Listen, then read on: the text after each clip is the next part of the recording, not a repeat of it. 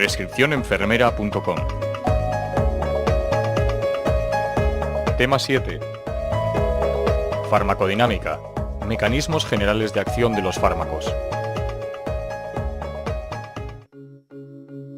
La farmacodinámica es la parte de la farmacología que se dedica al estudio de los mecanismos de acción de los fármacos. Los fármacos no producen sus efectos por mecanismos desconocidos para las células, sino que se limitan a estimular o inhibir procesos propios de las células. Para que un fármaco produzca un efecto farmacológico, es necesario que interactúe con receptores específicos del organismo. Se denominan receptores a las macromoléculas celulares encargadas de la señalización química entre y dentro de las células. Cuando una sustancia se combina con uno de estos receptores a través de un sitio de unión específico, se produce un cambio en la función celular. Generalmente, los receptores son de naturaleza proteica. Pueden encontrarse en la membrana, en el citoplasma o en el núcleo. Por extrapolación, se utiliza el término receptor en un sentido más general para referirse a dianas macromoleculares capaces de unirse a fármacos, aunque éstas no desempeñen un papel en la transducción de señales mediadas por mensajeros, como es el caso de determinadas enzimas. Para que un fármaco se una a un receptor, este debe presentar afinidad elevada por el fármaco y especificidad para distinguir entre moléculas similares. Generalmente la unión fármaco-receptor es reversible, aunque pueden darse casos de uniones irreversibles. Para estudiar la unión de fármacos a sus receptores suelen usarse radioligandos y curvas específicas de unión fármaco-receptor. Entre las respuestas que los receptores pueden desencadenar, destacamos algunas como modificaciones en el flujo de iones, cambios en la actividad enzimática, modificaciones en la producción y/o la estructura de determinadas proteínas. El receptor, por lo tanto, tiene dos funciones fundamentales: unirse al ligando y desencadenar una respuesta. El simple hecho de que el fármaco interactúe con un receptor no es motivo suficiente para que de esa interacción surja una acción farmacológica. Se precisa que el fármaco tenga la capacidad de modificar la molécula en la forma necesaria para producir un efecto. Así se denomina eficacia a la capacidad de un fármaco de modificar los procesos de respuesta celular y desencadenar una respuesta biológica después de unirse a un receptor. Si no desencadena ninguna respuesta, estamos ante un antagonista, que veremos más adelante.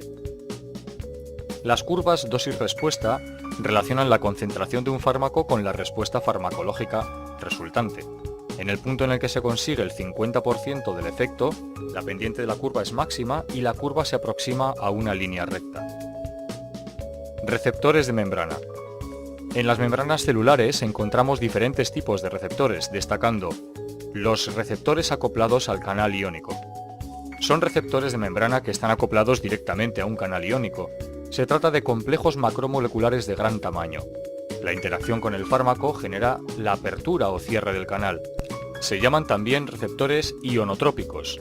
Se dividen en tres grandes superfamilias: los receptores ionotrópicos nicotinoides, incluyendo el receptor nicotínico de acetilcolina, los receptores GABAA y GABAC, el receptor de glicina y el receptor 5-HT3. Receptores inotrópicos de glutamato aspartato. Receptores inotrópicos purinérgicos P2X. Este tipo de receptores actúa en la transmisión sináptica originando una respuesta en fracciones de segundo. Receptores acoplados a proteína G, GPCR. Entre estos receptores son los más abundantes en el cuerpo humano y están implicados en múltiples procesos importantes como la vista, el olfato o la neurotransmisión. Con frecuencia, la unión del fármaco a este receptor origina segundos mensajeros, que son moléculas de señalización que transmiten la información facilitada por el primer mensajero, el fármaco, a los efectores citoplasmáticos o producen la activación de canales iónicos a través de los cuales se obtiene la respuesta farmacológica. Existen diferentes isoformas de proteína G y de la activación de unas u otras dependerá la respuesta. Una de las grandes clases de la familia de receptores acoplados a proteína G es el grupo de receptores adrenérgicos beta. Receptores con actividad enzimática. La unión del ligando al receptor produce una señal que es transmitida al medio intracelular. Esta señal produce a su vez la activación de proteínas y se produce una activación enzimática. El grupo más importante de estos receptores lo constituye la familia de los receptores con actividad tirosina cinasa. Por ejemplo, el receptor de insulina sigue este mecanismo. Receptores intracelulares. Se encuentran en el citoplasma. Cuando se une el ligando, se trasladan al núcleo para unirse al ADN nuclear, activando la transcripción genética. Su función es regular el desarrollo y metabolismo celular mediante el control de la expresión genética. Entre ellos se incluyen los receptores para hormonas esteroideas, entre otros. Canales iónicos. Son estructuras que atraviesan la membrana plasmática a modo de poros y que permiten el flujo selectivo y rápido de determinados iones a favor de un gradiente químico y eléctrico o desempeñando un papel fundamental en la fisiología celular.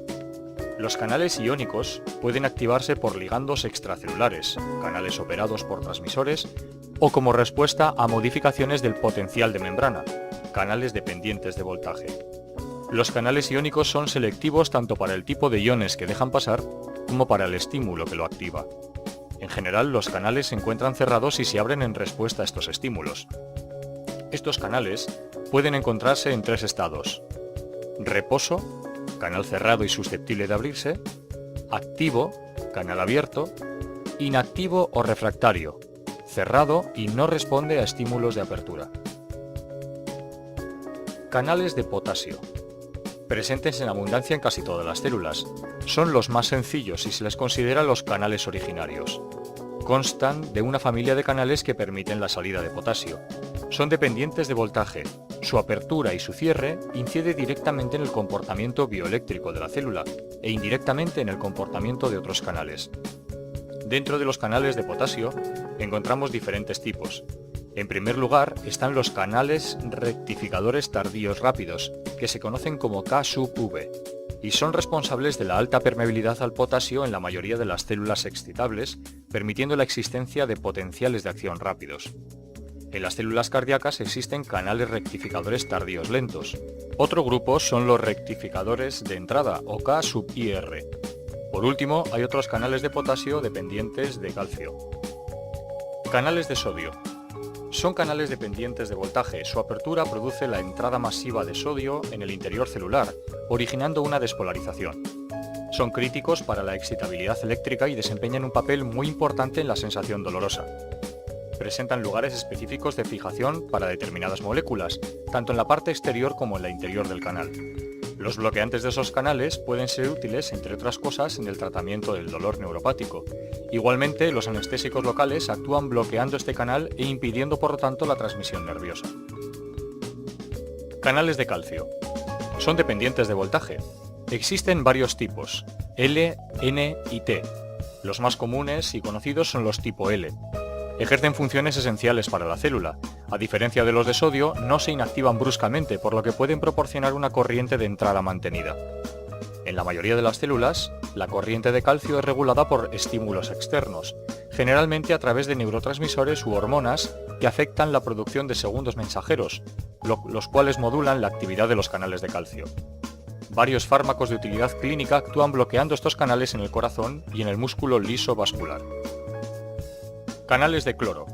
Son dependientes de voltaje, pero a diferencia de los anteriores son permeables a un anión. Se oponen a la excitabilidad normal y ayudan a la célula despolarizada a repolarizarse. Además, desempeñan otras funciones homeostáticas importantes. Existen varios tipos. Fármacos agonistas, antagonistas. Fármaco agonista.